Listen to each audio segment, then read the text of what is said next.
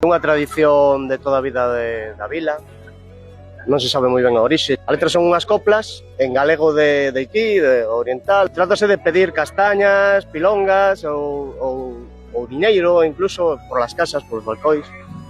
E as señoras ou os señores dos balcóis pois tiran aos nenos. O orixe é ese, pasa que vai estendéndose. Ao final, o orixe da festa probablemente é a celebración do fin do inverno, a queima do burro. É do inicio da primavera, non? Exacto, a queima do burro é como queimar o malo, queimar o inverno e dar paso á primavera. Hubo un tiempo en que estuvo a puntito de perderse. Y precisamente fue mi hijo, Sí. Héctor, que claro, comentamos, porque venían y dije yo, 1 de mayo y no se siente ni un mayo en la calle.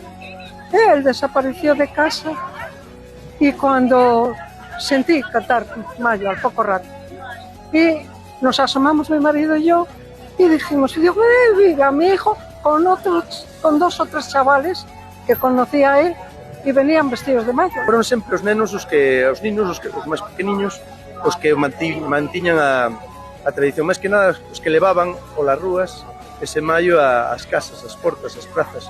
Pero logo nos balcóis, nas casas, os maiores botaban as castañas, o símbolo da castaña e o símbolo da fecundidade que se traiga ás casas estaba aí, non? E bueno, logo os petitorios, os agasallos, os nenos disfrutaban desa historia, son os que mantiveron un pouco viva a tradición, non? É unha festa moi especial, a festa máis especial do Bierzo, con moito. É de Galicia, de fora de Galicia, son os únicos mallos andantes, vivos, de pé, porque a riqueza do Bierzo é que falamos galego, astur-leonés e castelán tamén. Esa é a riqueza.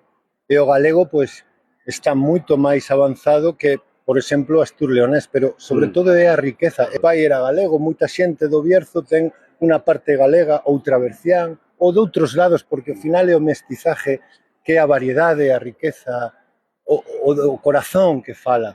É sobre todo unha festa pagana do pueblo, todo desde abaixo. Ten un significado moi profundo, máis que unha festa, non? Moito máis que unha festa. Aquí é a procesión pagana, a alegría está desbordante, non o ves en ninguna procesión do outro lado, isto é algo máxico, especial.